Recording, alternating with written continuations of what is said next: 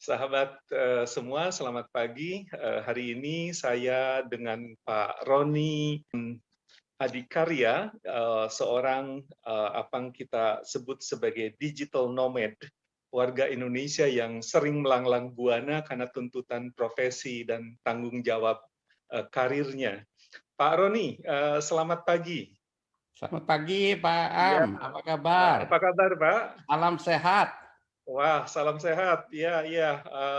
Ini lagi di dalam isoman ini, Pak. Iya betul, saya baru Oke. tiba dari Honolulu Ah, tanggal 24 yang lalu oke. dan mengikuti aturan saya harus di Mhm, karantina 8 hari mhm. di Jakarta. Oke. Sebenarnya saya dalam perjalanan ke Cape Town, South Africa, harus Oh, mampir lewat oke. Indonesia. Jadi ini Jadi hanya saya transit di saja ya, Pak Roni? transit dan beberapa keperluan lain pribadi di Jakarta barangkali untuk seminggu gitu. Tapi rencananya Mhm, saya harus tibanya tanggal 16 Juli. Tapi mhm, karena mhm, ada masalah COVID-19 yang tertinggi positive cases di Jakarta di Indonesia, mhm, ada aturan darurat, saya tunda. Jadi tiba tanggal 24 Agustus yang lalu.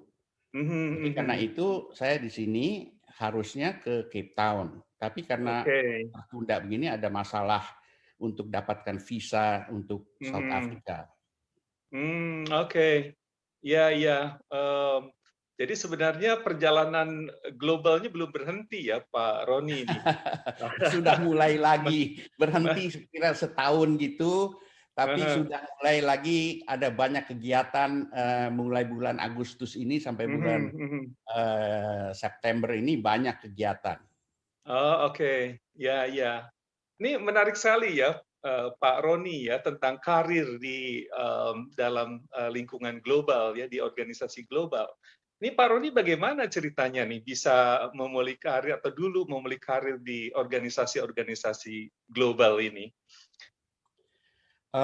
Sebenarnya panjang ceritanya Mhm, dan salah satu side effect daripada networking saya dan pekerjaan di situ adalah kegiatan walaupun setelah saya pensiun ini banyak kegiatan mhm, seperti tadi Pak Aam tanya apa saja mhm, kegiatan saya.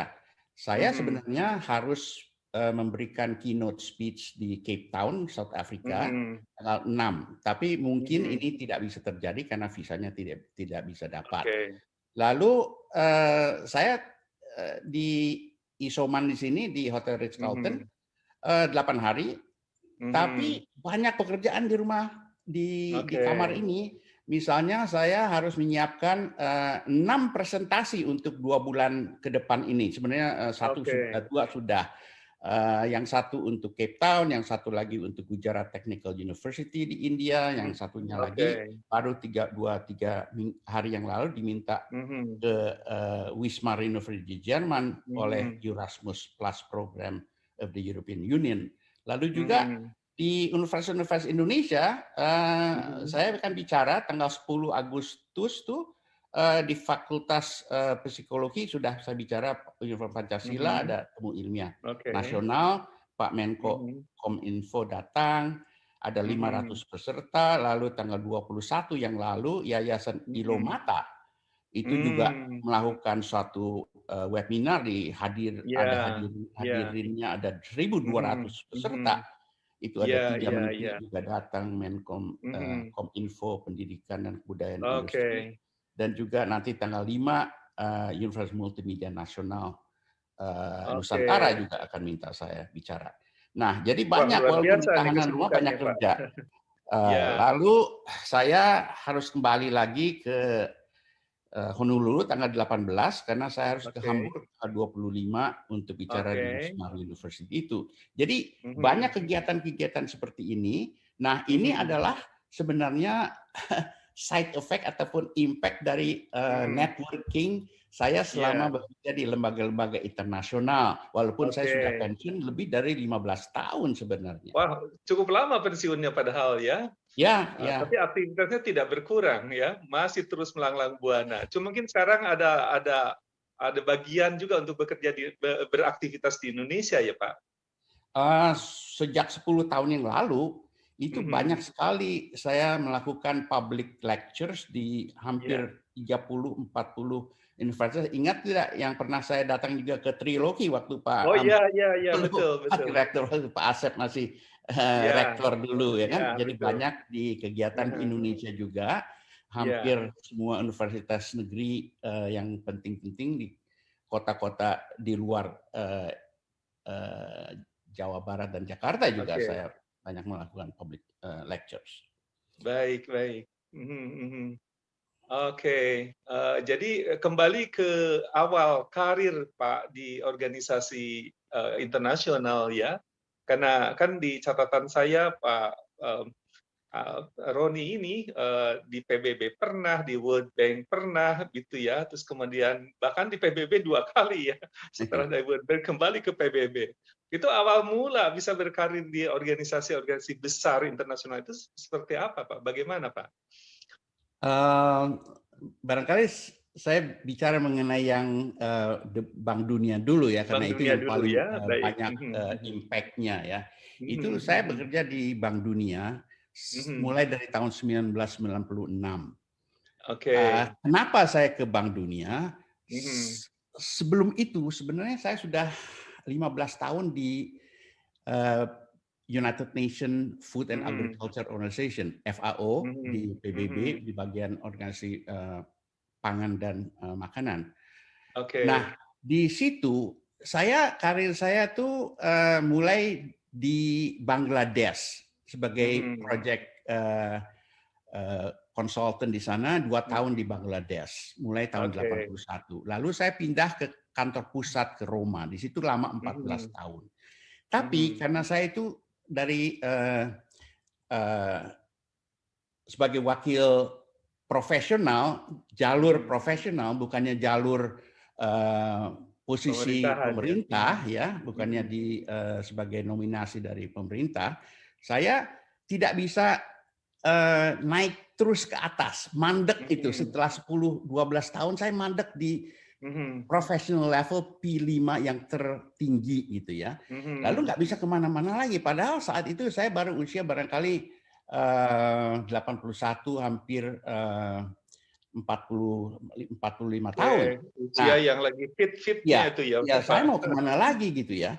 Lalu sebelum itu saya ada tawaran 2-3 kali, 2 kali barangkali sebelum itu ada tawaran dari Bank Dunia untuk pindah ke Bank Dunia. Walaupun Bank Dunia sebagai part of the United Nations juga. Banyak mungkin yang tidak tahu bahwa World Bank itu part of the UN. Hanya tentunya punya independensi sendiri.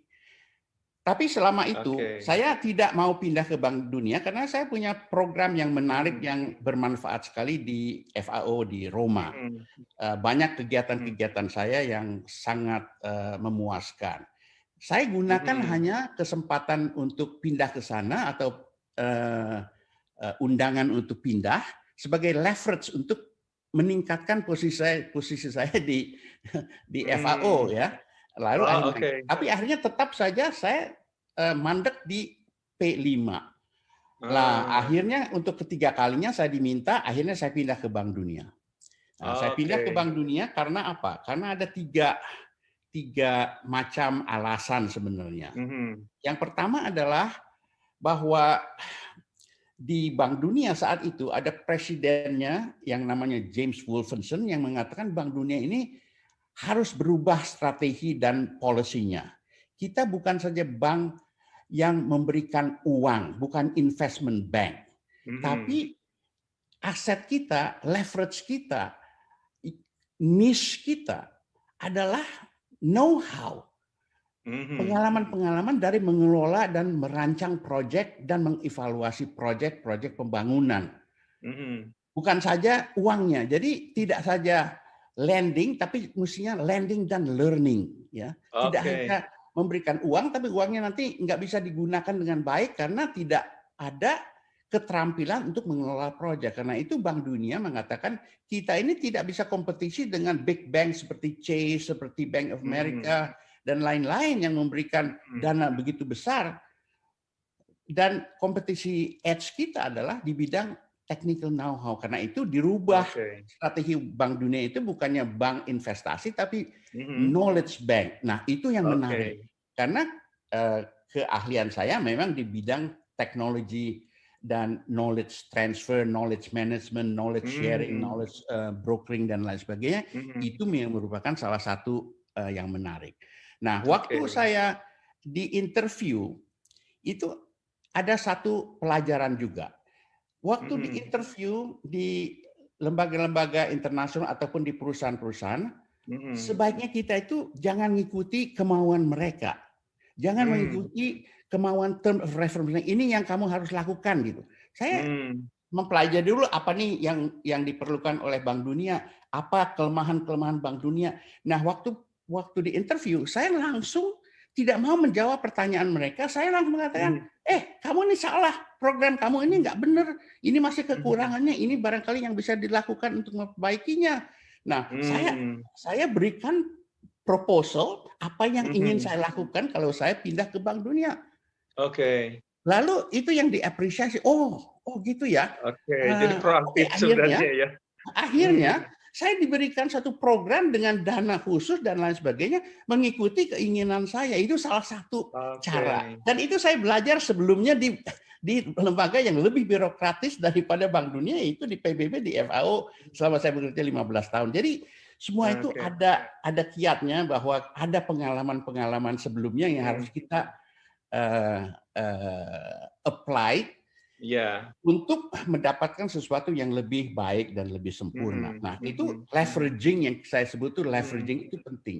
Jadi saya diberikan suatu program, satu budget tertentu, dan saya buat program yang namanya KULT, Knowledge Learning Oke. through Learning Technology, Knowledge Hmm. Utilization through Learning Technology, KULT. Nah, ini banyak memberikan bantuan dan juga Mhm. bekerja sama dengan puluhan Center of Excellence di banyak negara Mhm. di Asia, di Timur Tengah, Mhm. dan juga di Afrika Utara. Nah, Mhm. ini program yang menarik. Saya tidak tahu berapa banyak waktu yang bisa kita bicarakan soal ini karena banyak Mhm. pengalaman-pengalaman dan lessons learned daripada program-program di Bank Dunia Oke. itu. Oke. Jadi mungkin nanti untuk detail tentang World Bank kita nanti ada sesi tersendiri Pak Ya, Roni ya. Saya kira akan ya, sangat menarik itu, lebih fokus ya. Terus ya. kemudian dari World Bank Pak Roni kembali di catatan saya ke UN ya, ke PBB di FAO. Betul. Eh, Setelah saya pindah dari mhm. FAO 2 tahun di Bangladesh, 14 tahun Mhm. di FAO, saya akan pindah ke Bank Dunia itu 7 tahun. Mhm. Nah, Oke. di Bank Dunia ada program di mana saya bisa pensiun dengan full pension karena ada Oke. rule of 75, yaitu di sana bukan usia yang menjadi patokan, tapi Oke. jumlah service years di mana saya sudah Mhm. Mhm. 23 tahun bekerja di UN dan Mhm. di Bank Dunia, Mhm. tambah lagi usia saya waktu itu 53, jadi ada Oke. rule of 75. Kalau sudah Mhm. bisa usia dan service year 75, bisa full pension. Ya, jadi saya ambil full Mmm. pension. Full Mhm. pension waktu itu rencananya saya mau kembali aja ke California, tempat saya tinggal, Mhm. atau ke Indonesia. Oke. Tapi setelah 2 bulan saya ditelepon, ditawari posisi di FAO lagi di PBB Mhm. untuk menjadi kepala perwakilan mereka di Pakistan sebagai Mmm. duta Mhm. besarnya di Oke. Pakistan untuk FAO. Lalu Mhm. saya bilang, kenapa saya ke Pakistan? Saya kan udah pernah juga ke lapangan. Masa Mhm. dari Roma, Washington DC balik lagi ke Islamabad? Lalu mereka bilang, tahu Mmm. nggak? Kan kalian tahu kalau di International Development Assistance area, Mhm. Mhm. posisi-posisi paling prestisius itu di hardship station. Nah, saya tanya, Mmm. mana sih yang paling prestisius saat itu tahun 2001, 2003. Mmm. Mhm. Apa sih yang paling prestisius saat ini? Dia bilang, yang pertama Kabul, Mhm. Afghanistan. Yang kedua Mhm. Darfur. Mmm. Dan yang ketiga Daerah-daerah Islamabad. kita mau yang tempatkan juga. menantang ya. Waduh, saya bilang ini sebenarnya nggak bener ini. Saya jadi pemenang ketiga. Saya nggak dapat yang paling prestisius di Kabul atau di Darfur. Dapat Islamabad. Oke dah, saya bilang saya pergi. Nah, lalu saya berangkat sebagai representatif dari PBB di Pakistan. Nah, begitu saya 2 tahun. Itu sejajar dengan apa, duta besar ya, ambassador Ya, PBB. levelnya kredensialnya duta besar, jadi courtesy-nya segala rupa itu pengawal dan security yang paling itu waktu itu kan masih banyak masalah waktu zamannya Musharraf dan Syaukat Ali. Dan itu mulai lagi banyak panas ya, konflik internal kalau nggak salah di tahun-tahun itu ya. Belum terlalu, tapi sudah mulai. Di mana proxies itu orang-orang jurnalis dan juga orang-orang UN itu dijadikan target. Karena kalau mereka yang jadikan target, publicity di seluruh dunia pasti akan besar. Sedangkan kalau orang-orang biasa, publicity mungkin internal saya. Tapi kalau jurnalis, wartawan dari media manapun juga, ataupun UN personel, pasti beritanya viral ke seluruh dunia. Belum ada, waktu itu belum ada WhatsApp atau belum ada Facebook. Jadi ini hanya harus lewat media tradisional waktu itu. Jadi target-target utama adalah hanya UN personel dan juga wartawan. Wah, harus hati-hati sekali waktu itu. Nah, waktu itu memang agak takut. Istri saya kalau jalan harus dikawal oleh bodyguard dan supir saya harus defense driving. Kalau ke kantor tidak bisa pada jam yang sama, tidak bisa pakai rute yang sama, macam-macam gitulah. Ya. Waduh, penuh tantangan ya di situ. Tapi misi berhasil ya, Pak? Misi banyak berhasil waktu itu, tentunya food security dan agri-business, agri-industry, value-added agriculture. Itu kita bicara konteks tahun 2000-an ya. Berarti, dan food safety juga sudah ada karena adanya World Trade Organization, adanya keharusan soal food safety, food hygiene dan lain sebagainya untuk mengekspor ke luar negeri, itu banyak persyaratan dan sebagainya. Jadi banyak waktu itu mengenai value added agriculture dan juga food security dan mensejahterakan para petani-petani kecil lewat kooperasi dan lain sebagainya. Jadi levelnya kalau saya waktu itu tentunya hanya mengenai policy dan strategi pertanian dan juga ekspor pertanian untuk selain konsumsi dalam negeri juga untuk ekspor ke luar negeri. Termasuk misalnya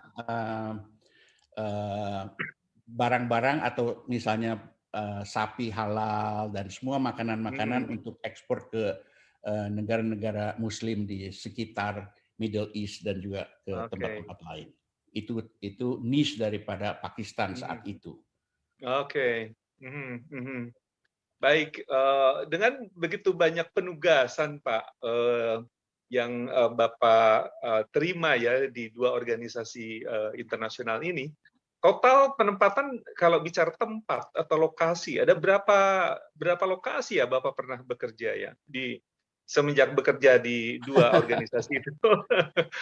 Sebenarnya kalau dihitung-hitung, saya pernah hitung, kalau nggak salah saya sebutkan, kalau untuk misi, walaupun saya bukan saja di PBB Bank Dunia tapi ISWA Center, itu ada 52 atau 54 negara yang saya melakukan misi profesional. Tapi 52-54 negara ya. Dan 103 negara yang saya kunjungi secara tidak resmi tapi sebagai konsultan atau sebagai tamu untuk konferensi dan lain sebagainya, 103 negara selama ini. Wah, saya bisa membayangkan hidup Bapak tuh dari satu tempat ke tempat lain. Ya, beberapa tempat mungkin untuk transit, beberapa tempat bekerja untuk sementara waktu, balik lagi. Ini tapi dinamikanya tinggi sekali ya. Saat kerja itu kita nggak lihat apa-apa kecuali kamar hotel dan kamar ruang pertemuan. tidak banyak Oke. waktu untuk bisa menikmati, gitu kan. Saya Aha. misalnya pergi ke satu tempat, misalnya Iya. ke Thailand, ke Bangkok itu puluhan kali, tapi baru setelah saya pensiun, saya sadar bahwa Iya. oh di dekat hotel itu ada taman bunga, saya bisa melihat hal-hal yang estetik. Jadi baru baru Tapi sadar bisa harus menikmati sadar belakangan ya. setelah jadi turis. Tapi selama Ah, kerja itu 50 kali pernah ke tempat yang sama, tapi tidak melihat aha. apa-apa kecuali meeting room dan kamar tidur saja. Iya, iya, karena fokus ke pekerjaan ya Pak ya, nggak ada waktu untuk menikmati apa di luar pekerjaan ya. Ya, ya, ya. Eh, Nah Pak, dengan dinamika perjalanan, terus kemudian penugasan, apa yang menjadi tantangan utama nih Pak selama Bapak berkarir di organisasi global?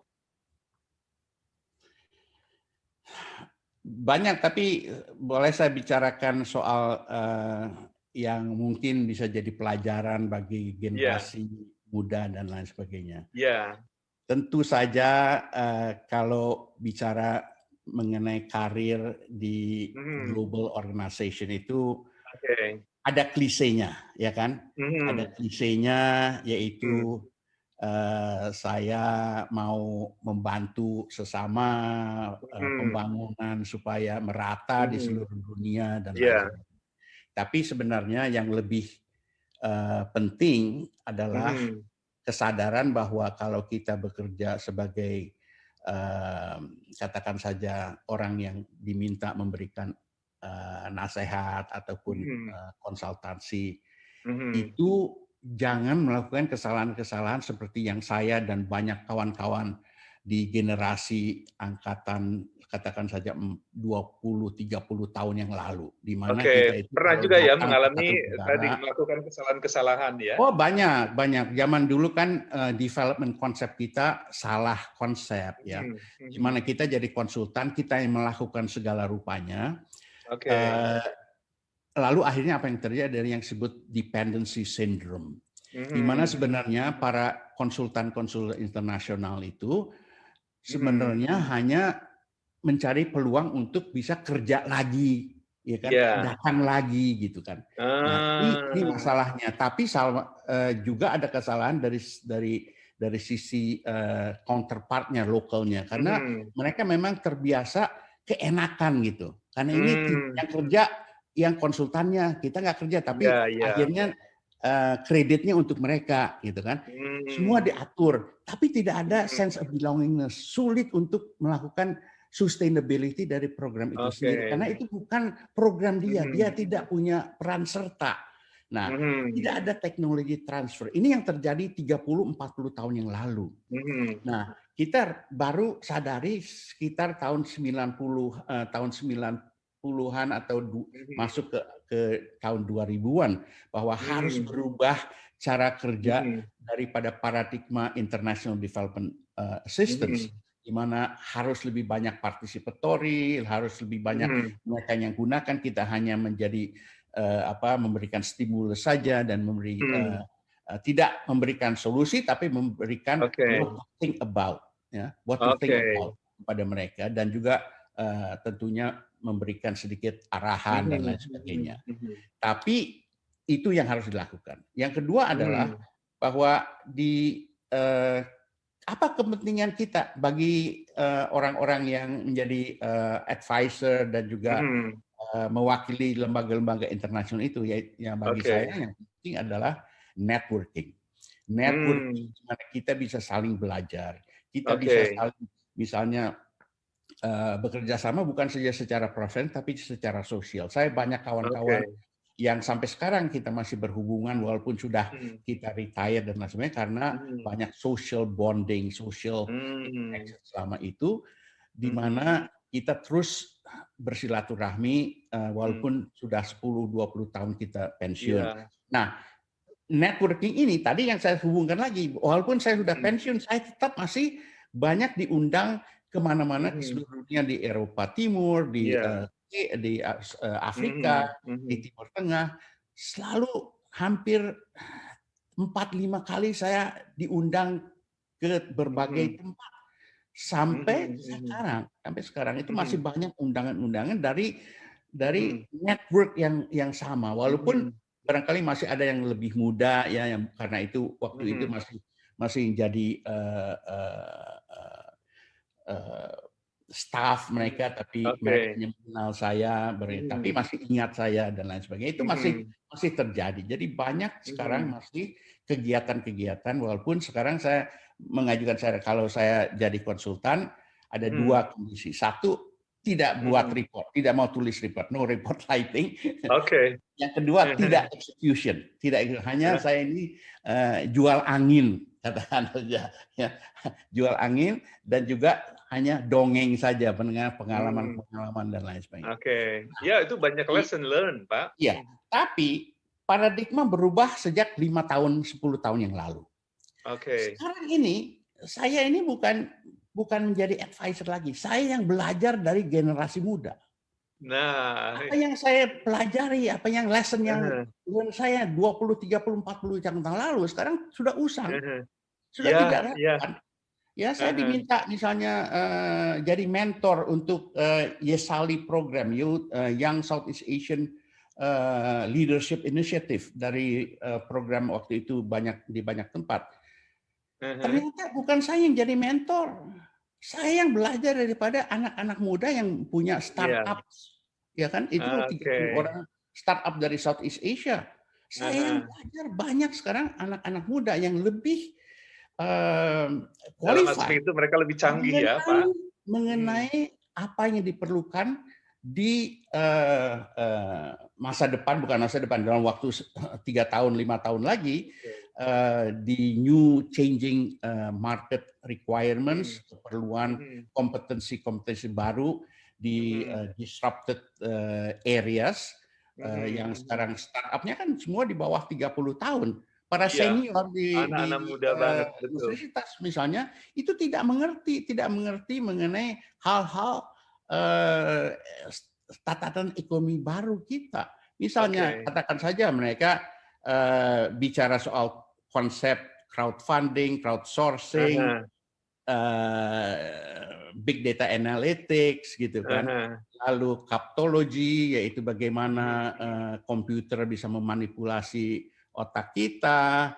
Hal-hal seperti itu tuh senior kita masih kurang ngerti. Sedangkan anak-anak kita sudah melakukan operasinya, sudah melakukan practical application-nya, gitu kan. Jadi sekarang kita ini harus sadar bahwa orang-orang yang merasa saya punya banyak pengalaman, seperti saya saja.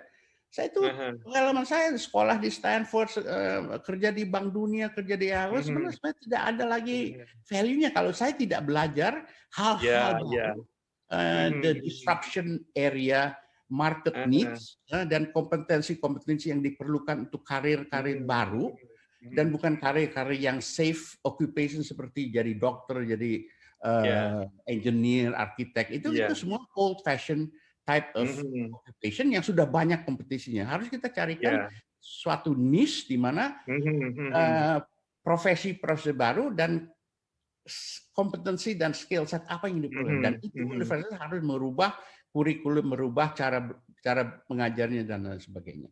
Nah, ini yang penting kita sadari. Jadi jangan more of the same type of curriculum, ya. Ini saya kira harus ada penyesuaian, ya, adaptasi.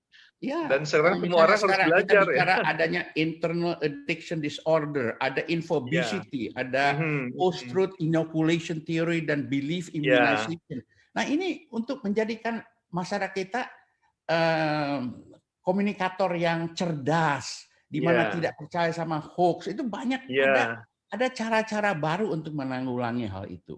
Kita lihat anak-anak muda kita di Indonesia dan di Asia itu sudah hebat-hebat. Indonesia barangkali yang salah satu yang termaju di Asia, adanya Dekakon sudah, adanya Unicorn sudah, ya kan? Jadi betul. Ini anak-anak muda yang sebenarnya tidak dihargai oleh para senior di universitas. Sedangkan lebih baik anak-anak generasi yang baru ini belajarnya dari mereka ini loh. daripada belajar daripada ya di antara mereka profesor-profesor sendiri yang ya. hanya memberikan bukan tacit knowledge tapi explicit knowledge yang ada di Google. Dan anak-anak Ya. muda kita lebih pandai dalam hal information management. Jadi harus ada perubahan mindset di bidang pendidikan juga. Dan saya kira Betul, betul. Indonesia sudah mulai Wah, dengan menarik Pak ini. Nadiem merubah cara paradigma yang baru ini. Bahwa the source of knowledge sekarang ada di generasi muda. Dan kalau kita tidak hargai dan tidak berikan kesempatan pada anak-anak muda untuk men-share, untuk berbagi informasi, ini kesalahan yang sangat vital bagi saya. Karena kunci daripada pendidikan kita ada di generasi anak-anak muda. Yang bukan akademisi, tapi sebenarnya wirausaha sendiri. Iya, betul, betul. Wah, saya angkat topi nih, Pak Roni, dengan kerendah hatian Pak Roni untuk mau belajar ya ke anak-anak muda. Bapak kan tidak membanggakan lulusan Cornell S2-nya, Stanford S3-nya, tapi it's time to learn ya Pak. Sekarang ini justru kita ini, ya, itu saatnya belajar kembali ya, saat berbagi. Artinya semua orang belajar sekarang ini dan tidak bisa merasa cukup gitu ya untuk belajar. Terpaksa. Kalau tidak kita tidak relevan lagi karena saya usia 72,5 hampir 73. Kalau saya tidak mengikuti, saya tidak bisa melakukan apa yang saya lakukan saat ini, ya kan? Nah, ada satu jaga prinsip saya, yaitu karena perkembangan teknologi, perkembangan ilmu itu begitu cepat, tidak bisa seorang itu menjadi ahli, menjadi pakar dalam waktu cepat dan terus menerus. Jadi kuncinya apa? Kuncinya adalah cara belajar, the process of how to learn. Ya. Tapi nggak cukup, bukan saja proses how to learn, tapi how to unlearn. Mesti disetip tuh. Yang udah usang-usang di kepala kita, unlearning, ya kan? Nah, lalu setelah itu proses of relearning, ya, continuing education. Tapi yang paling susah itu bukan learningnya, di unlearning proses itu. Banyak orang tidak mau berubah, tidak mau melupakan apa yang dia tahu. Tidak mau mengakui bahwa saya ini sekarang sudah irrelevant, saya harus belajar lagi. Dari mana? Jangan belajar di universitas. Belajarnya dari mereka-mereka yang sudah sukses. Sudah membuktikan perusahaan startup mereka, dengan perusahaan-perusahaan baru yang sama sekali kita tidak mengerti business modelnya, tidak mengerti strategi dari bisnis mereka, dan juga kompetensi dan skill set apa yang diperlukan oleh para startup baru. Apakah itu sudah masuk di kurikulum pendidikan tinggi kita? Tidak. Belum. Ya, betul. Ya, perlu banyak penyesuaian sekarang ini ya dengan dinamika perubahan yang terjadi. Betul, menarik Pak Roni. Nah, karena kita kembali nih ke karir global yang Pak Roni alami ya sebagai pelaku dan kemudian pensiun, tapi terus masih banyak undangan dan masih melanglang buana, jadi sepertinya tidak ada kata pensiun. Pak Roni, untuk kata terakhir ini, apa yang Pak Roni ingin sampaikan kepada para milenial? Saya dulu waktu di karir saya yang pertama sebenarnya di East West Center, itu belajar dari para soko guru, daripada Einstein di bidang ilmu pendidikan dan ilmu komunikasi yang saya dalami saat itu. Orang-orang yang dulu setahun sebelumnya saya baca buku, textbooknya dan lain sebagainya, akhirnya duduk bersama saya. Waktu itu ada kesempatan luar biasa di East West Center karena itu yang mau saya tanyakan lupa tadi Pak. Silakan lanjut tentang East West Center. Orang-orang itu pada mau datang ke East West, ke Honolulu untuk relax, tapi juga saling bertukar pikiran. Jadi para luminary, para pakar-pakar generasi pertama di ilmu komunikasi seperti Wilbur Schramm, Everett Rogers, Dan Lerner, banyaklah ya. Semua berdatangan di sana. Saya belajar dari mereka. Saya itu untung mendapat kemungkinan itu. Tapi waktu itu saya jadi pengikut, ya kan? Saya pengikut mereka. Tapi waktu itu belum ada disrupsi nih, ya. Jadi saya mengikuti. Saya jadi generasi kedua. Seperti juga barangkali di Indonesia ada Pak Alwi Dahlan. Saya itu yang satu, barangkali PhD di bidang komunikasi dari Amerika yang ketua setelah Pak Alwi Dahlan. Jadi generasi yang paling pertama. Tapi beruntung mendapat kesempatan belajar dan jadi pengikut mereka. Tapi jadi pengikut berarti kita tuh melakukan apa yang mereka tahu. Itu sebenarnya tidak begitu sempurna lagi atau tidak begitu cerdas untuk zaman sekarang. Zaman sekarang itu harus berubah cara berpikir kita. Kalau dulu saya tuh memang sudah mulai mengikuti cara ini. Waktu saya di Cornell, saya kan belajar mengenai folk media, traditional media, penggunaan wayang, ludruk, dan lain sebagainya untuk program keluarga berencana, informasi, education, dan communication untuk population and family planning. Nah, kenapa saya lakukan itu? Karena saya nggak mau belajar dari profesor-profesor yang mengajarkan hal-hal yang mereka tahu. Saya mau mengambil sesuatu yang mereka tidak tahu, sehingga mereka harus belajar bersama saya. Jadi lebih mudah saya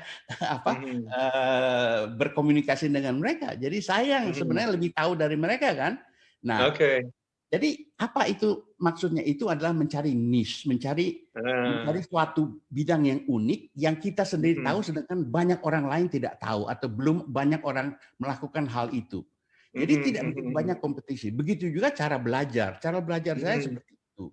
Ya, juga di waktu di Stanford juga saya melakukan sesuatu yang profesornya itu jadi ikut belajar dengan saya. Padahal saya yang melopori, gitu kan. Nah, ini memudahkan kita proses pembelajaran kita dan juga lebih berguna karena itu yang disebut adalah contributing to the state of the art of knowledge. Kalau kita hanya ngikuti aja tidak banyak kontribusi kita memberikan tambahan atau hal-hal baru ke bidang ilmu itu. Nah, itulah sebabnya itu perjalanan yang mudah sehingga saya itu punya satu niche yang mana tidak banyak kompetitor saat itu di tahun 70-an itu tidak banyak yang bergerak di bidang komunikasi pembangunan, misalnya komunikasi untuk agriculture, untuk berencana, untuk environment, untuk health, itu belum banyak waktu itu. Tapi itu niche area. Kebanyakan belajarnya mengenai televisi, mengenai macam-macam. Nah, ini pun menjadi kepentingan yang harus diutamakan oleh generasi sekarang, yaitu mencari satu niche. Kita jangan lagi menjadi pengikut. Jadi strategic position kita adalah mencari bidang-bidang studi ataupun bidang-bidang karir yang kita menjadi pathfinder, kita menjadi trailblazer.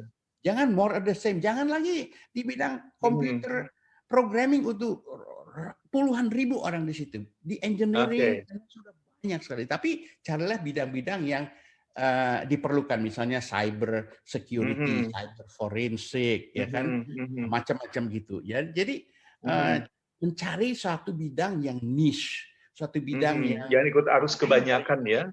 Ya, di mana kita itu menjadi pelopor atau menjadi orang-orang yang membuka jalan-jalan baru. Ya, betul. Kita diperlukan dan itu yang diperlukan tidak banyak kompetisi, dengan mudah kita bisa mendapatkan pekerjaan, dapat mudah menyelesaikan studi. Kalau studinya ikuti yang sudah profesor pada tahu, jadi makin lama kita dicecer terus oleh profesor.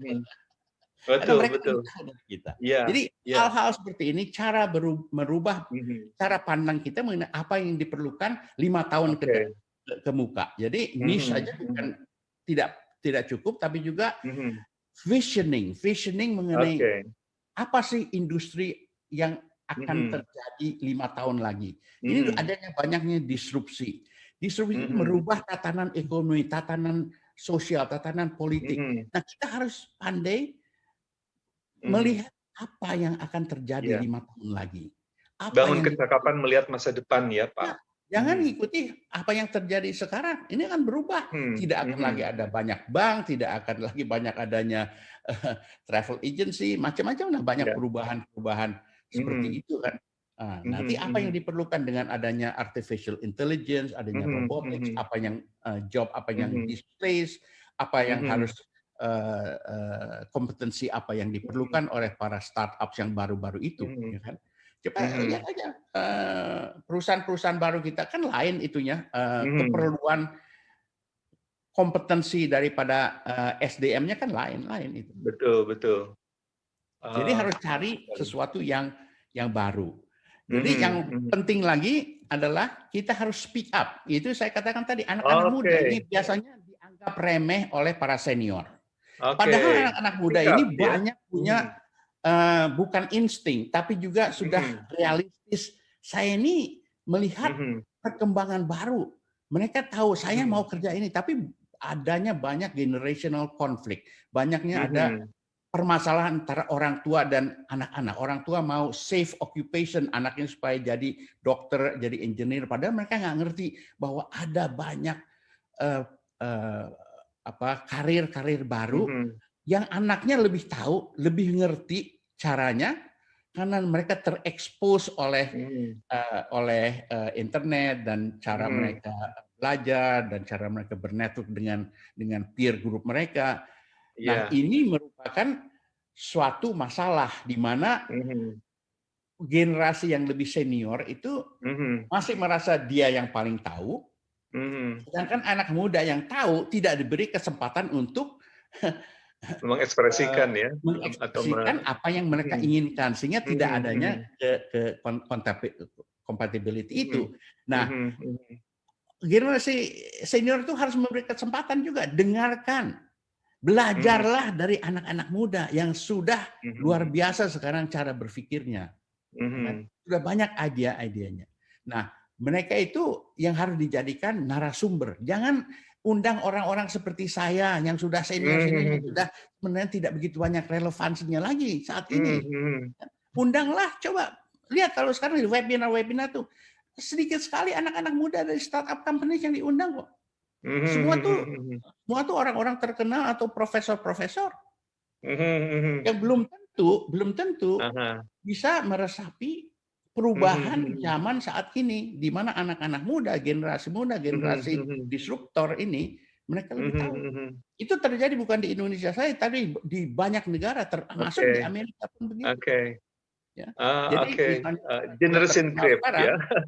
Universitas terkenal sekarang mengatakan kalau hanya menyiapkan anak didik untuk cari kerja itu berarti kegagalan. Tapi haruslah kita siapkan anak didik untuk membuka lapangan pekerjaan. Itu kan lain. Itu kan lain sama sekali. Tugas universitas dari segi kurikulum pun berubah. Ya, betul. Not to find a job, but to create jobs. Itu lain sekali. Itu tujuan daripada pendidikan itu lain. Dari kurikulum pun harus berubah. Betul. Nah, coba sekarang semua itu big data analytics. Ada nggak yang ngerti? Ada nggak yang ngerti algoritma itu apa sih gunanya? Coba you tanya para senior. Nggak ada yang ngerti nggak? Anak-anak muda ngerti semua. Crowdsourcing dan crowdfunding, adanya demokratisasi informasi dan pendidikan. Karena nggak usah tanya-tanya lagi. Kalau saya bilang bukan sama lu, kalau di public lecture kata, kalau pacar kamu tanya, ini sih apa, ini apa, putuskan ya. Nggak ada future dengan orang-orang seperti itu. Karena semua pun akan ada, bisa dicari jawabannya, asalkan saja ada konektivitas untuk WiFi. Ya kan, semua bisa dijawab. Itu explicit knowledge-nya. Tapi tacit knowledge, di mana lessons learned, pengalaman, konteks, bagaimana to connect the dots, bagaimana cari creativity untuk menjabarkannya, untuk operasionalisasi, itu yang penting. Itu yang disebut tacit knowledge. Jadi tacit knowledge yang punya value. Sedangkan explicit knowledge yang 80% masih diajarkan di universitas, ini bermasalah. Tidak ada value-nya lagi. Karena anak-anak didik kita lebih pandai untuk mencari informasi explicit knowledge seperti itu. Menarik sekali ini, Pak Roni. saya kira banyak yang tadi saya katakan lesson learned dari pembicaraan atau obrol-obrol kita hari ini. Saya berharap ini tumbuh dan banyak nih Pak Roni baru ya untuk berkarir dan merepresentasikan Indonesia di gelanggang global. Yang dari data itu sangat sedikit Pak Roni ya. Jadi organisasi-organisasi global itu banyak ternyata didominasi oleh orang-orang keturunan. Kalau di Asia itu India, Cina, Jepang itu ya. Dan sedikit sekali dari Indonesia. Nah, mudah-mudahan ke depan saya kira dengan apa yang sudah dilakukan Pak Roni ini menjadi inspirasi buat para milenial untuk berkarir di organisasi-organisasi global untuk membawa nama baik Indonesia di level internasional. Pak Roni, terima kasih. Pak Am, saya Kata penutup, silakan. Silakan. Koreksi sedikit. Ya. Sebenarnya itu pun paradigma yang lama bahwa orang-orang di lembaga-lembaga internasional seperti saya di Bank Dunia itu menjadi role model. Sebenarnya tidak begitu perlu. Perubahan sudah terjadi. Itu tidak lagi hebat. Itu tidak hebat lagi. Karena organisasi internasional seperti itu diperlukan, tapi mereka tidak inovatif, tidak begitu sesuai dengan perubahan zaman. Saya lebih bangga melihat generasi muda kita seperti yang ada di Indonesia, Tokopedia, Bukalapak, Gojek dan lain sebagainya. Membangun sesuatu ya. Orang-orang seperti itu lebih hebat. Lebih hebat, role model daripada generasi kita, bukan lagi orang-orang seperti saya. 30 tahun yang lalu orang-orang tapi mungkin sebagian harus ada di situ ya, tapi bukan menjadi sesuatu yang semua orang harus ke sana, tidak gitu ya. Mungkin sebagian yang merepresentasikan tapi fokus membangun ya tadi organisasi-organisasi digital yang mandiri ya untuk di Indonesia sendiri. Dan saya bangga dengan generasi muda kita. Generasi muda kita jauh lebih baik dengan generasi 2-3 generasi sebelumnya. Generasi muda anak saya sekarang banyak belajar, banyak bersosialisasi dengan anak-anak muda sekarang ya. Karena itu Bapak saya lihat kumpul ya komunikasi sama anak-anak muda. Dinamisnya itu. Memahami dunia mereka. Yang bagi saya itu lebih penting peranannya daripada orang-orang yang walaupun sedikit yang dulu banyak berkarir di organisasi yang kayaknya hebat tapi sebenarnya dulu hebat tapi sekarang kurang hebat ya. Misalnya kita bandingkan saja misalnya WHO UN organisasi dengan Bill and Melinda Gates Foundation ya. Itu beda. Lalu bedakan lagi dengan banyak sekarang organisasi digital di bidang health. Di bidang health pun swasta dan juga entrepreneur di bidang kesehatan pun banyak sekali. Jadi itu yang bagi kita future-nya saya kira itu ada di anak muda dan di bidang-bidang itu. Dan saya merasa sangat bangga dan sangat berterima kasih pada anak-anak muda di Indonesia. Yang termasuk hebat lah dibanding dengan negara lain di Asia, barangkali kita top 3 kalau nggak yang terbaik ya.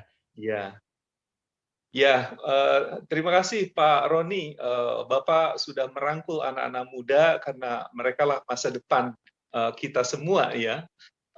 Jadi mencoba memahami mereka, tapi juga sekaligus mendorong inovasi dan kreativitas dilakukan ya untuk menjadi diri mereka sendiri ya dengan kreativitas yang mereka lakukan. Pak Roni, terima kasih ini atas obrol-obrolannya. Sayang waktunya nih sudah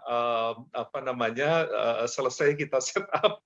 Mudah-mudahan nanti ada sesi atau kesempatan lain Pak Roni. Ini banyak hal yang kita ingin obrolkan. Ya tadi saya kira lesson learn, karena bagaimanapun dengan pengalaman Bapak itu ada banyak hal yang bisa kita pelajari, terutama kita share ya ke anak-anak muda. Konon kalau mereka memang punya kompetensi di dunia digital, di generasi mereka sendiri, tapi kita orang-orang tua ini kan punya wisdom, kita punya pengalaman. Meskipun ya kita jangan membanggakan diri bahwa kita memiliki itu semua ya, karena itu masa lalu gitu ya, yang mudah-mudahan bisa dipelajari untuk kebaikan hidup anak-anak muda ya, anak-anak kita sendiri. Terima kasih sekali lagi Pak Roni. Salam sehat. Sampai ketemu lagi. Selamat siang. Terima kasih Mari, atas Pak. kesempatan Ya. untuk dongeng, berbagi cerita sebagai storyteller, Ya. dan salam sehat juga untuk Pak Aam dan kawan-kawan lain di Indonesia. Ya. Sampai jumpa Ya. lagi di kesempatan yang lain. Sampai jumpa lagi Pak Roni. Ya, selamat bekerja. Selamat Mari. siang Pak Aam.